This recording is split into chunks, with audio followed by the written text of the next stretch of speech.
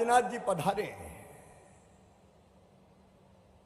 और ऑपरेशन सिंदूर के बाद पहली बार मध्य प्रदेश की धरती पर आए हैं।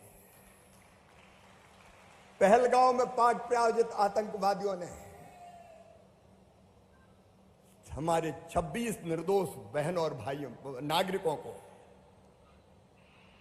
गोलियों से भून दिया गया था।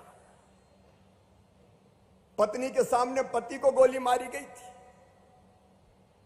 बच्चों के सामने पिता को उड़ा दिया गया था। धर्म पूछ पूछ के मारा गया था और कहा था कि जाओ मोदी को बता देना। और उस समय हमारे प्रधानमंत्री जी ने संकल्प किया था कि दुनिया के दूसरे छोर तक हम इनका पीछा करेंगे और ऐसा दंड देंगे कि पूरी दुनिया याद करेगी। और वह ऑपरेशन सिंदूर चला।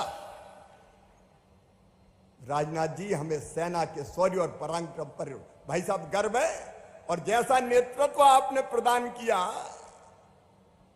भाई साहब, आपका अभिनंदन है। भारत ने बैठे बैठे 21 मिनट के अंतर्गत 21 मिनट के अंदर आतंकवादियों के सारे अड्डों पर सटीक निशाना लगा के उनको कब्रगाह में परिवर्तित कर दिया।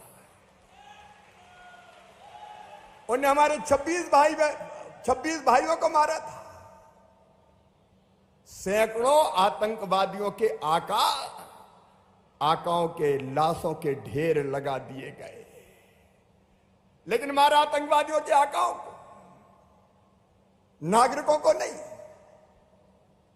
सेना पर निशाना नहीं साधा। भारत ने पहले ही कह दिया था मोदी जी के नेतृत्व में, हम किसी को छेड़ेंगे नहीं, लेकिन किसी ने अगर हमें छेड़ा तो उसे छोड़ेंगे नहीं।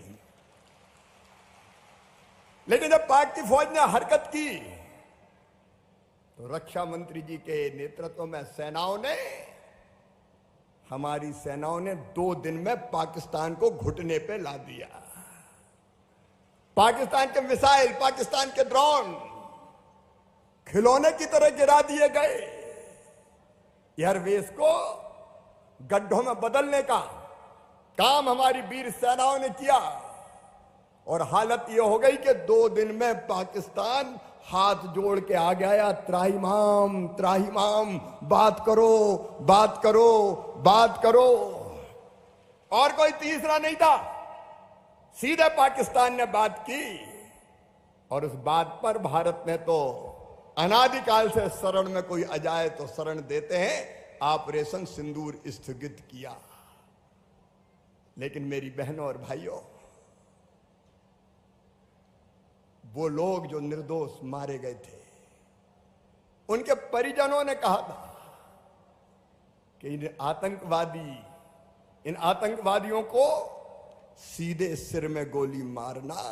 और आज ये कहते हुए गर्व है कि ढूंढ के कश्मीर की सरजमी पर ही सीधे सिर में गोली मार के उनको ढेर करने का काम किया गया।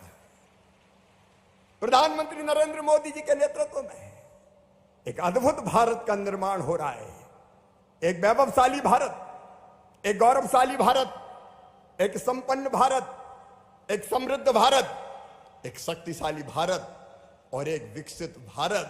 आज भारत के शौर्य का, पराक्रम का प्रदर्शन पूरे विश्व ने देखा है और राजनाथ जी पहली बार ऑपरेशन सिंदूर के बाद आए, इसलिए फिर एक बार दोनों हाथ ऊपर उठा के ताली बजा के उनका स्वागत कीजिए, उनका अभिनंदन कीजिए, उनका वंदन कीजिए। हमें गर्व है प्रधानमंत्री जी, रक्षा मंत्री जी, आप पर, आपके नेतृत्व में सीमाओं पर खड़ी सेना के रहते हुए भारत सर्वथा सुरक्षित है।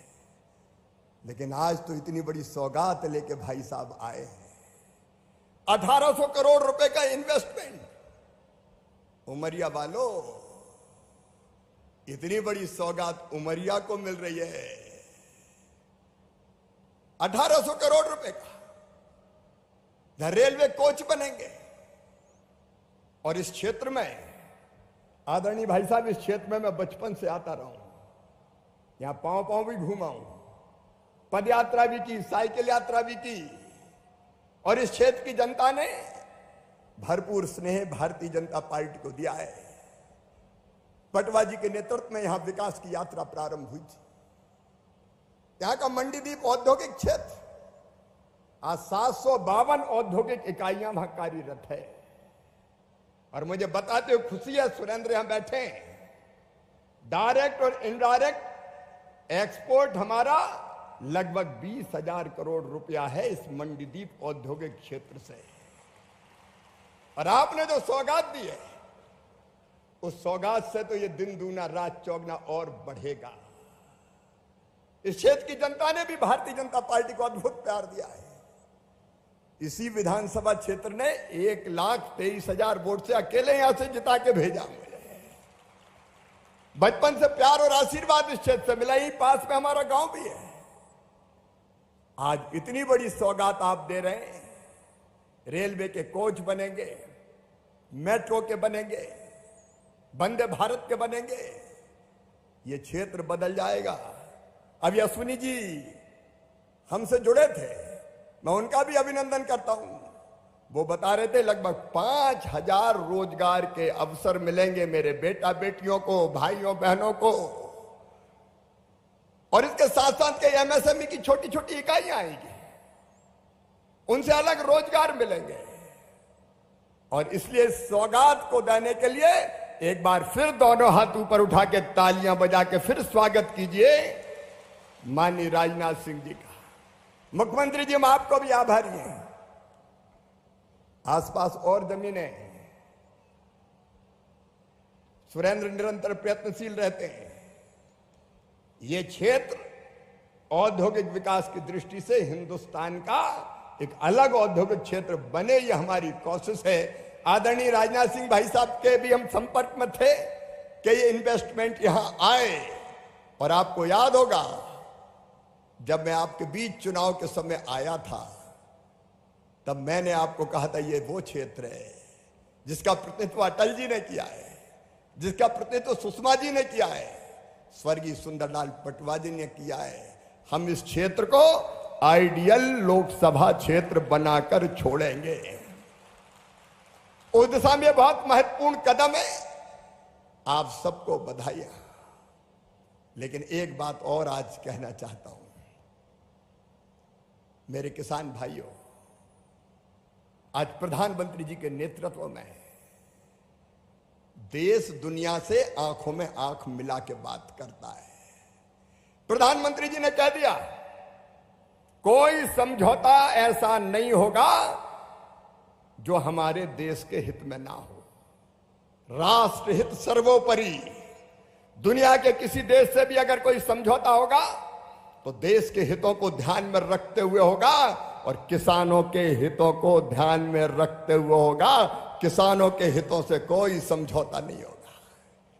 हमारे छोटे छोटे किसान 1 एकड़ के, 2 एकड़ के, 2.5 एकड़ के, 3 एकड़ के, अगर बाजार हमने किसी देश के लिए खोल दिया और वहां से भारी मात्रा में सस्ता अनाज आ गया तो हमारे किसानों का क्या होगा।